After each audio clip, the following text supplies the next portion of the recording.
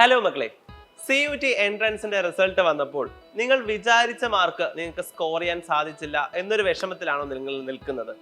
അതുപോലെ തന്നെ CUTയിൽ ഡിസ്ക്വാളിഫൈഡ് ആയിട്ടുള്ള കുട്ടികളും ചിലപ്പോൾ ഇതിനകത്ത് ഉണ്ടാകാം. അപ്പോൾ നിങ്ങൾക്ക് വേണ്ടിയിട്ടാണ് ഞാൻ കുറച്ച് കാര്യങ്ങൾ പറയാൻ പോകുന്നത്. CUTയിൽ നിങ്ങൾ വിചാരിച്ച മാർക്ക് നിങ്ങൾക്ക് ലഭിച്ചില്ലെങ്കിൽ പോലും നിങ്ങൾക്ക് ഒരുപാട് ഓപ്ഷൻസ് ഇനിയും മുന്നോട്ടുണ്ട്.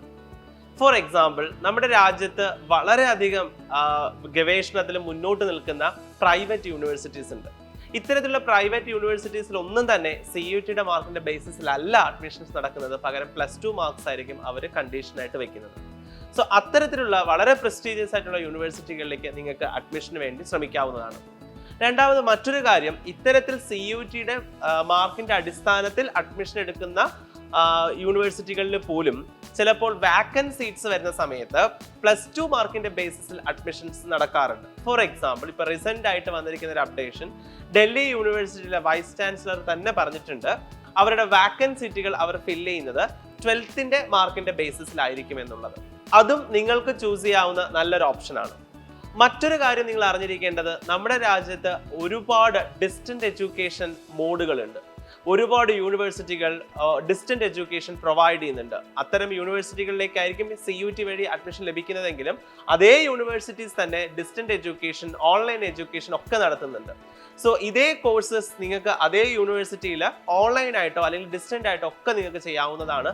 ഇതും നിങ്ങൾക്ക് തിരഞ്ഞെടുക്കാവുന്ന നല്ലൊരു ഓപ്ഷനാണ്. ഇനി നമ്മുടെ രാജ്യത്ത് ഒരുപാട് ഓപ്പൺ യൂണിവേഴ്സിറ്റീസ് ഉണ്ട്. ഇത്തരത്തിലുള്ള മാർക്കിന്റെ ബേസിസിലൊന്നും അല്ലാതെ തന്നെ നിങ്ങൾക്ക് ജോയിൻ ചെയ്യാവുന്ന ഓപ്പൺ യൂണിവേഴ്സിറ്റീസ്, IGNOU പോലെയുള്ള ഓപ്പൺ യൂണിവേഴ്സിറ്റീസും നിങ്ങൾക്ക് ഡിഗ്രീസ് പ്രൊവൈഡ് ചെയ്യുന്നുണ്ട്. ഇനി അല്ല, നിങ്ങൾക്ക് CUT വഴി നിങ്ങൾ ഉദ്ദേശിച്ച ഒരു കോളേജിൽ തന്നെ അഡ്മിഷൻ നേടണം എന്നൊരു കനലിലാണ് അല്ലെങ്കിൽ അങ്ങനെ ഒരു തീയാണ് നിങ്ങളുടെ മനസ്സിനകത്ത് കിടക്കുന്നതെങ്കിൽ അത് കെടാതെ സൂക്ഷിക്കുക.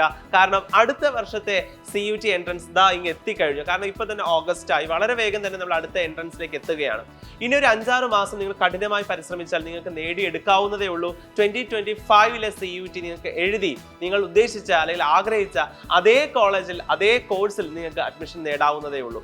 അപ്പോൾ കീപ്പ് ഓൺ ട്രൈയിങ്, നിങ്ങളെ കൊണ്ട് സാധിക്കും. വളരെ ഈസി ആയിട്ട് തന്നെ ഈ ഒരു അടുത്ത് വരാൻ പോകുന്ന 2025 CUT എൻട്രൻസ് നിങ്ങൾക്ക് ക്രാക്ക് ചെയ്യാൻ സാധിക്കുന്നതായിരിക്കും. അപ്പോൾ ഞാൻ പറഞ്ഞ രീതിയിൽ നിങ്ങൾക്ക് ഏതെങ്കിലും ഒരു ഓപ്ഷൻ തിരഞ്ഞെടുക്കാൻ സാധിക്കുന്നില്ല, നിങ്ങൾ ഉദ്ദേശിച്ച കോളേജിൽ, നിങ്ങൾ ആഗ്രഹിച്ചിരുന്ന ഒരു കോളേജിൽ ആഗ്രഹിച്ചിരുന്ന കോഴ്സാണ് നിങ്ങൾക്ക് വേണ്ടത് എന്നുണ്ടെങ്കിൽ CUT 2025 നിങ്ങൾക്ക് വേണ്ടി അവൈറ്റിംഗ് ആണ്. So see you soon in the next video.